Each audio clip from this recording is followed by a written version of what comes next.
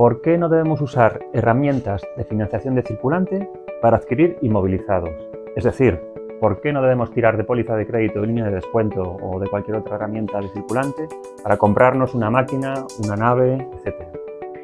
Pues porque si lo hacemos, nos comemos el fondo de maniobra de nuestra empresa.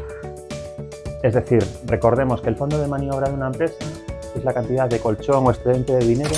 que ésta posee como la diferencia entre el activo corriente, es decir, todos los bienes y activos líquidos que va a ser efectivamente líquidos en menos de un año,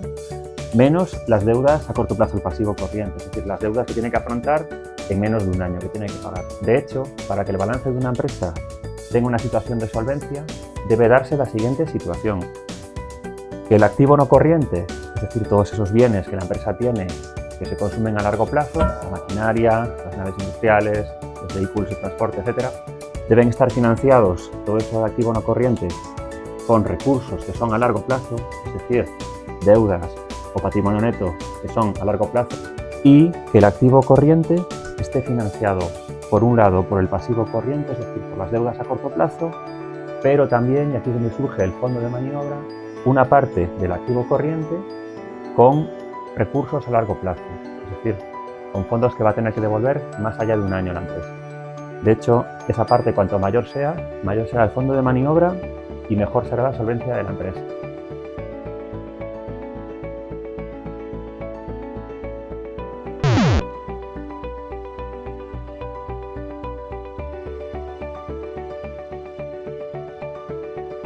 Recordemos que además la ratio de solvencia de una empresa se calcula como el activo corriente dividido entre el pasivo corriente. Cuanto mayor sea el activo corriente, es decir, todos esos activos líquidos que la empresa posee, existencias, clientes o tesorería, o menor sea el pasivo corriente, el denominador, menos deudas a corto plazo tenga, mayor será la ratio de solvencia de la empresa. Por tanto, si hacemos las cosas bien y financiamos los activos corrientes con deudas a corto plazo, crecen las dos magnitudes y el fondo de maniobra se mantiene constante.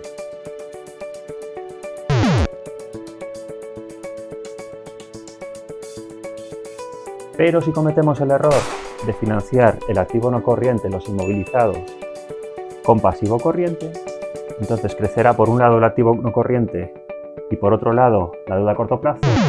estrujando el fondo de maniobra, haciendo que este minore y haya cada vez más tensiones de liquidez.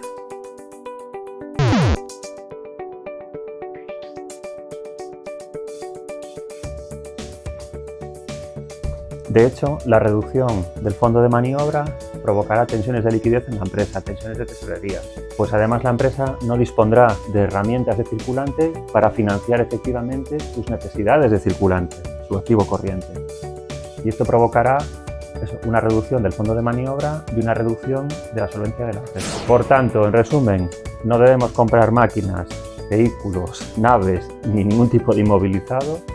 utilizando herramientas de financiación circulante, es decir, deudas a corto plazo, ni pólizas de crédito, ni líneas de descuento, ni estas cosas. Para este tipo de inversiones fijas, que son a largo plazo, están los recursos a largo plazo, bien sea con fondos propios, patrimonio neto, o bien sea con deuda a largo plazo. Otra cosa es que esa adquisición de un inmovilizado pues, se ponga en marcha, se arranque, se financie inicialmente de forma transitoria con una herramienta de financiación de circulante. Pero esto tiene que ser solucionado a no mucho tardar. Si te interesan estos temas, no dejes de visitarnos en mundodelaempresa.com.